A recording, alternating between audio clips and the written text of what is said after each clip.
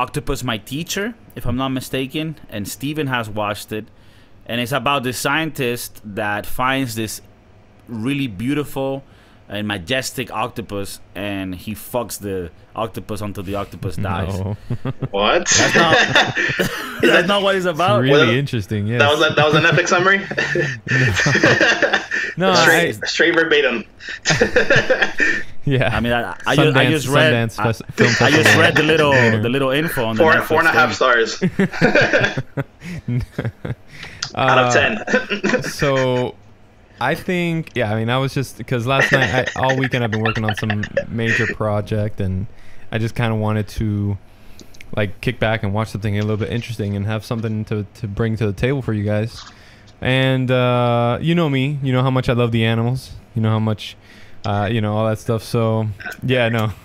Steven, the resident zoologist. Yeah, exactly. Yeah, today on out here in the kelp forest. The story. Wow. The story.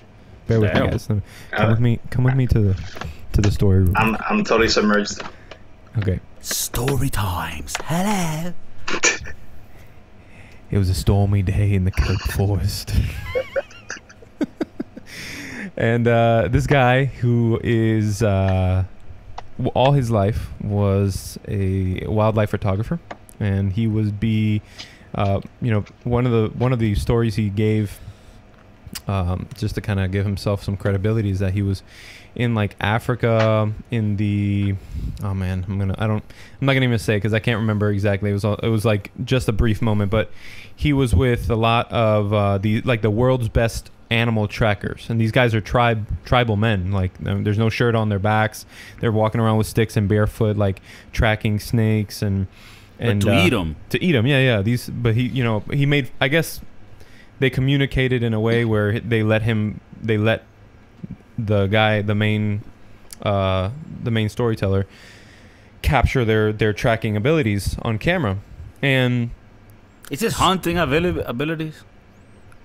Yeah, hunting. Well, he calls it tracking because you actually have to like track the animal and see where, you know, their eating habits, where they go and mate, and exactly.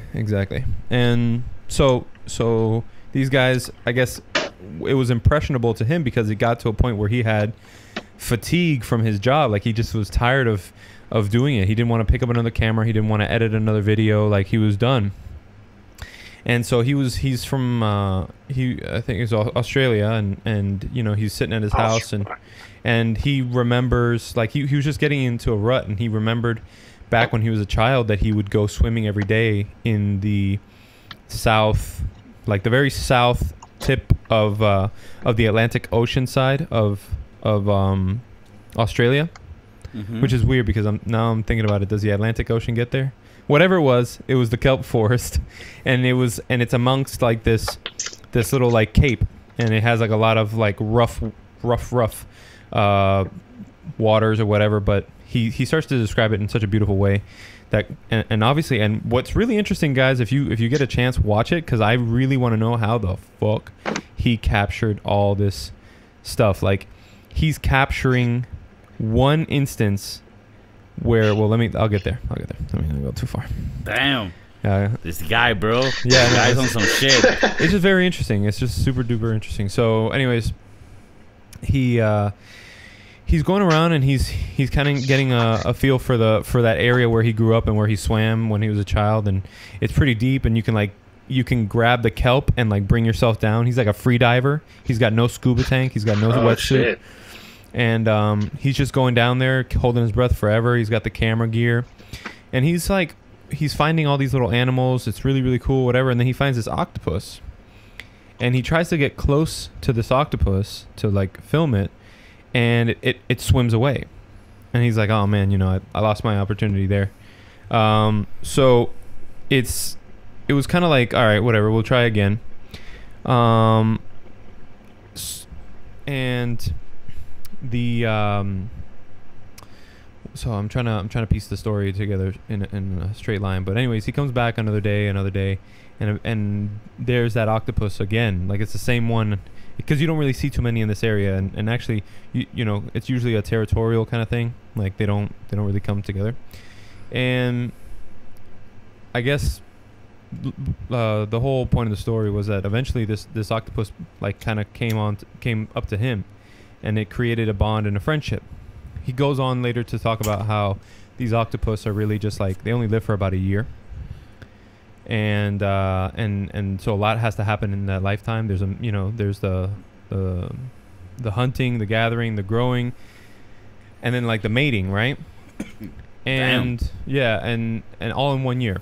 At least this particular species is, I guess, is what I'm trying to say. So then what else can I say? He becomes friends with this octopus, so much so that he comes back and uses this particular animal, this one animal, to document and do his whole documentary on.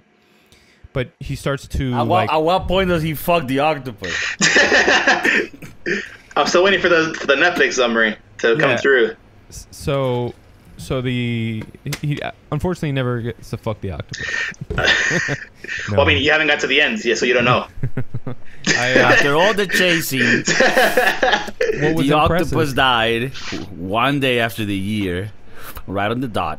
Pretty much, actually. It was 300. He dies on the documentary. Yeah. He captures the whole. He captures the whole octopus. Like the life and death. Wow. And that's kind of what was awesome about it. Like in about midlife, day like 100 and something of documenting him, there's a shark, and this is the attack that I was talking to you about earlier. Is like there's a shark that can smell him in the area, right?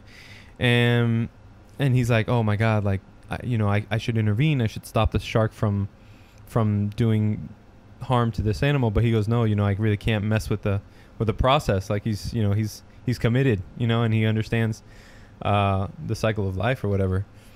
And sure as shit, like the shark ends up catching his arm, like one of the tentacles, and doing one of the death rolls that they do. They do like a snag on, they do a death roll, rip the whole arm right off. But the octopus was fine. Well, he was hurt badly. And it retreated into his eventually into her den. It was a female octopus. And no wonder you wanted to fuck it. He goes and he finds it like dying, and when they're not doing well, they change colors. So it's like when it's dying, it was like pale white. He's like, it's sleeping. Aww. And after like 3 weeks, he's like, damn, like what's going on? But then after the third week, he's not in the den. He's not in the den, but she's not in the den, she's around. And then you see like this little micro arm coming out. And it was like, oh my god, like finally, it's really cool, whatever.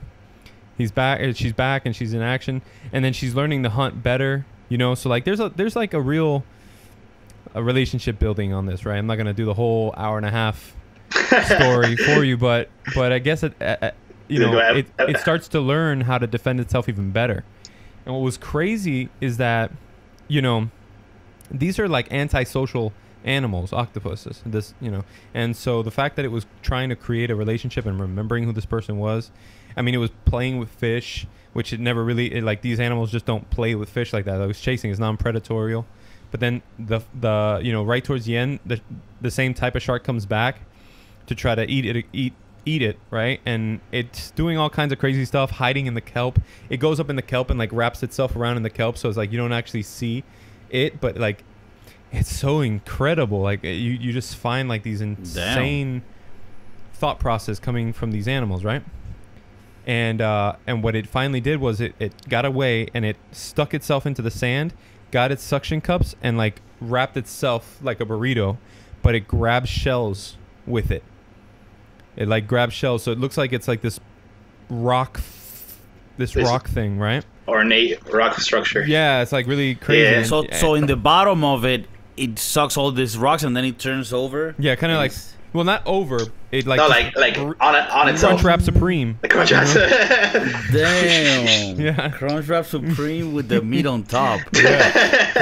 So the shark finds it and starts yanking poking it, but it can't get to it because it's like it's full of like rocks, and he's protecting the head. Its head, and it ends up hopping on the back of the shark and riding that motherfucker out. Yo, for real. And you're like, dude, like, are you kidding me? Like, some this is some Avatar shit. Some gangster shit. And then eventually the shark just like gets tired and he just like she So lets go. No, I mean, obviously it's a spoiler for anybody that's listening and is really down into the Octopus teacher. Oh, watch it. I'm sorry. It's But crazy at to the end of see. the day, even if it's a spoiler, it seems like these things you just have to watch it. Like, it seems like what you're describing seems like it's just the images. And we've never really had, like, I mean, I guess it happens, but it's not common for you to have a film of somebody following the whole life frame of like a thing, of a living thing. But does he end up dying of natural causes?